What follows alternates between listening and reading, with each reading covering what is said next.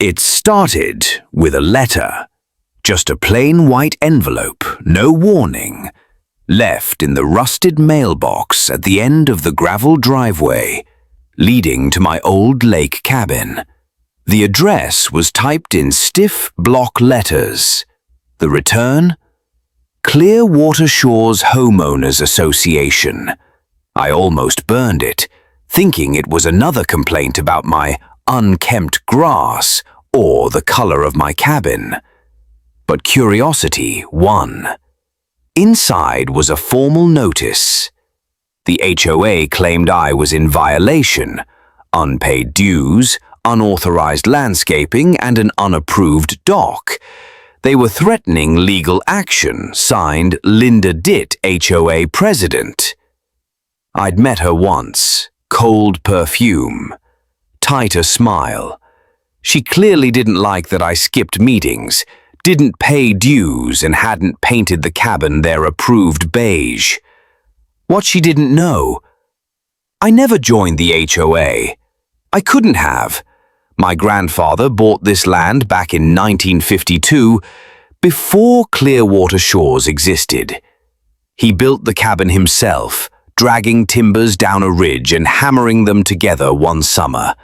When the lake was developed decades later, they skipped over our lot. Too rocky, too wild. When my dad passed, the place came to me. At first, I barely used it.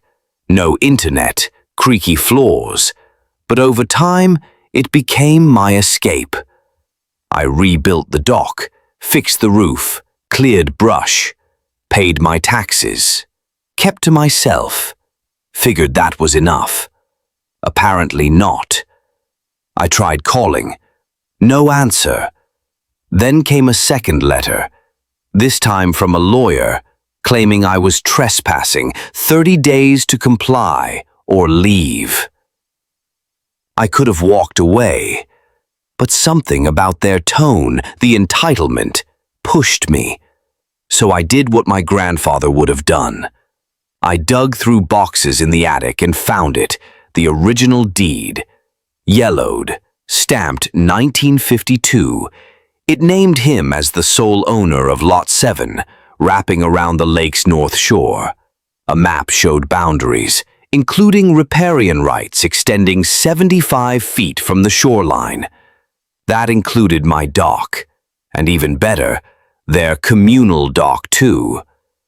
To be sure, I hired a local surveyor.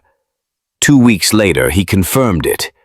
My deed covered their dock, their maintenance shed, even some of their shoreline trail. Legally, he said, you could charge rent. I didn't escalate. I wrote Linda a letter, included the deed, the survey, and a polite request to remove their structures in 30 days. They responded with threats, accused me of misreading the deed, and dared me to sue. So I did. My lawyer, Janet Reynolds, had a mind like a trap. The judge didn't buy their arguments. Land titles, he said, aren't governed by implication. They're governed by deeds. I was affirmed as the legal owner of all of it. The HOA was ordered to remove their structures, cease contact, and pay part of my legal fees. Weeks later, their workers dismantled the dock. No apology, just quiet retreat. I didn't rebuild it. Let the shoreline go a little wild like my grandfather preferred. I fixed my own dock and fished in peace. The HOA never bothered me again. Linda Ditt resigned. Her replacement, some guy with a kayak, sent me a thank you letter. Said they updated their maps and policies. Funny how things change. Sometimes I still get HOA flyers. I never go to the barbecues, but I keep the invites in a drawer next to the deed. A reminder. My grandfather built this place. My father protected it. Now it's my turn. Not with fists, with facts and a little stubbornness.